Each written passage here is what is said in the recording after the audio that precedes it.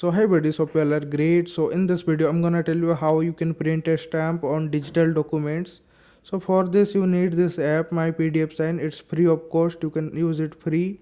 And after you install this app you have to click on this open. I will give you this app link in the description, so no worry, just click on open. Now you see this, there are options: scan document, add signature, add watermark, stamp, jpg to pdf. We'll select this option, add watermark and stamp.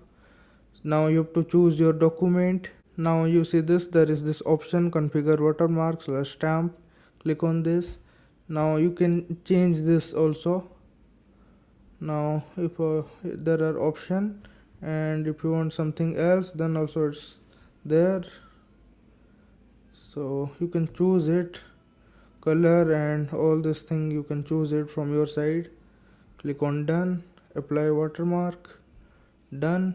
Now go to files, open it. You see this, you can enlarge this size also, it's possible. You see this, pretty easy, it's all done. So I hope you liked this video. If yes, then you can give this video a like and do subscribe this channel. I'll give you the app link in the description. So that's it, thank you and bye bye.